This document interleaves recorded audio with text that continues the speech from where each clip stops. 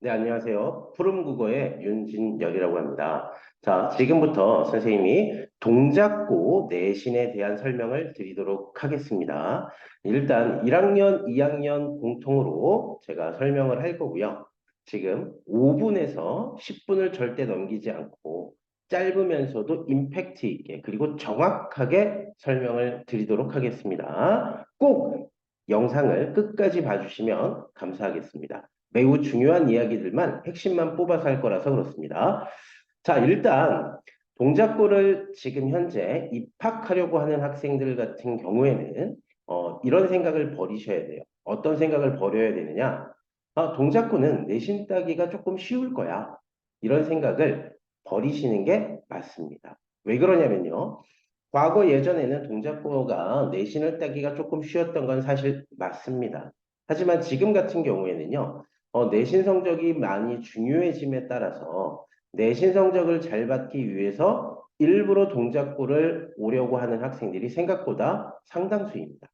그래서 상위권은 생각보다 엄청나게 치열합니다. 그러다 보니 자연스럽게 학교에서 시험 문제를 출제하는 출제의 방향성도 많이 조금 과거에 비해서 바뀌었습니다.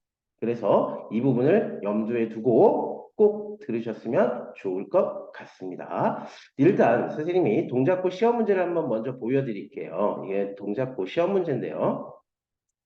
지금 현재 동작고의 전형적인 패턴은 어떻게 되냐면요. 교과서에 있는 지문이 이렇게 처음에 문제로 출제가 됩니다. 그런데 중요한 건 그게 아니죠.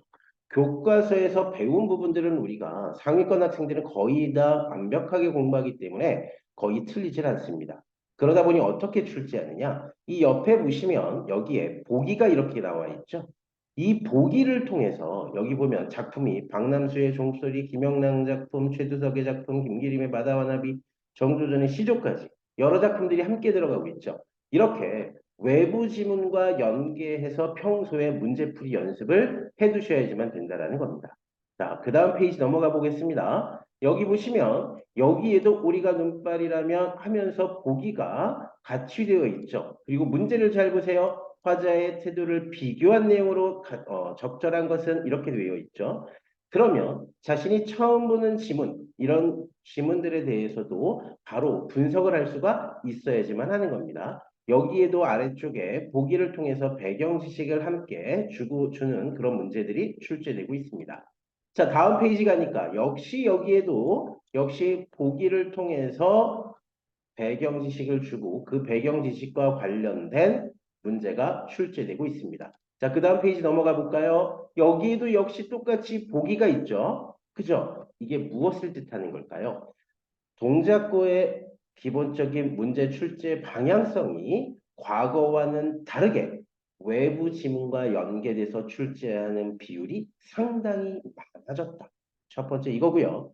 두 번째로는 뭐냐면요. 보기까지 읽어야 되기 때문에 짧은 시간 내에 많은 문제를 읽고 풀어야 되는 압박감이 많아졌다. 이게 대표적인 동작고의 특징입니다. 자, 그러면 선생님이 그 다음 이야기를 조금 해드리도록 할게요. 1, 2학년이 같이 들을 수 있기 때문에 1, 2학년들 다 함께 어우를 수 있는 그런 이야기를 드리도록 하겠습니다. 죄송합니다.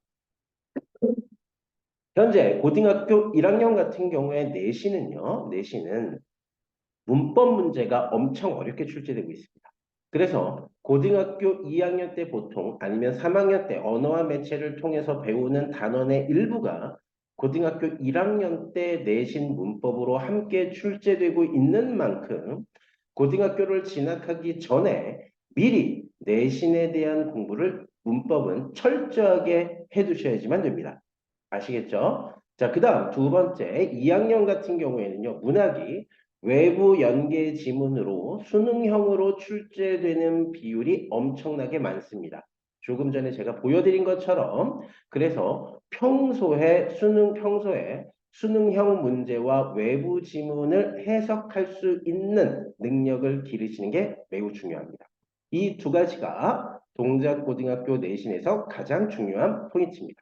자, 그 다음 선생님이 그러면 이렇게 내신을 따기가 좋은 성적을 얻기가 생각보다 어렵다라고 했는데 과연 저희 푸른 국어에서는 어떻게 대비를 하는지 제가 설명을 드리도록 하겠습니다.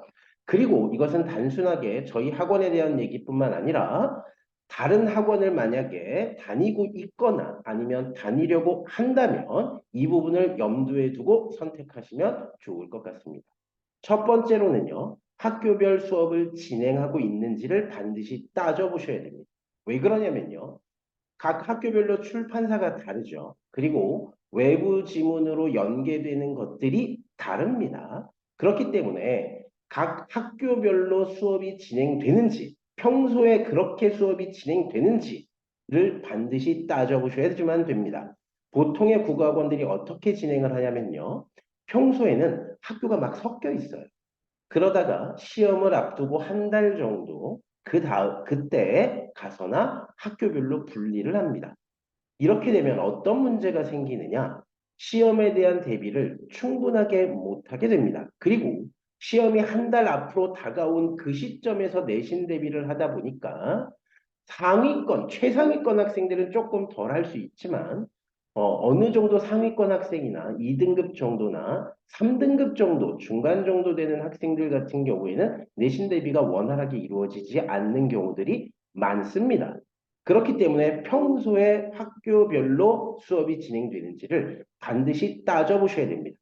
그리고 평소에 학교별로 수업이 진행되면 어떤 점이 좋냐면요. 이 A라는 학생이 어떤 고등학교를 다니니까 그 고등학교의 중간고사가 어떻게 출제되니까 미리미리 다 준비를 할 수가 있게 되는 겁니다. 그래서 이 부분을 반드시 따져보시고 학원을 등록하시는 게 중요한 하나의 변별적 요소입니다. 그 다음 두 번째로요. 내신과 수능을 평소에 동시에 준비를 하고 있는지 이걸 따져보는 게 매우 중요합니다. 그러니까 3월 달 첫 주부터 내신 대비가 바로 들어갈 수 있는지 왜? 학교에서 첫 주가 지나면 바로 이제 학교에서 내신이 시작이 되잖아요. 그러면 그때부터 내신을 바로 준비해서 수능과 동시에 준비하면서 충분한 준비를 할 수 있는지를 따져보셔야지만 됩니다. 저희 푸른 국어 같은 경우는요. 3월 첫 주부터 바로 내신 대비가 들어갑니다. 그리고 그 전에 방학 때부터 미리 그 다음 학년 아니면 뭐 1학년 이렇게 들어가는 경우에 그 다음 거를 미리 방학 때부터 준비한다라는 사실입니다. 그러니까 다른 학생들에 비해서 내신에 대한 대비를 압도적으로 많이 할 수가 있게 되는 겁니다. 그리고 내신과 관련한 수능의 다양한 문제풀이를 평소에 시킵니다. 그래서 좋은 성적이 나올 수가 있게 되는 겁니다. 세 번째, 학교별로 전교 1등이 그 학원에 있는지 반드시 확인하셔야지만 됩니다. 학교별로 전교 1등이 있다라는 것은 그 학원의 프로그램이 어느 정도 안정적으로 운영되고 있다라는 것을 뜻하기 때문입니다. 자, 그 다음 네 번째, 수행평가나 입시관리와 관련하여 함께 도와주고 있는지 이 부분을 반드시 파악하셔야 됩니다.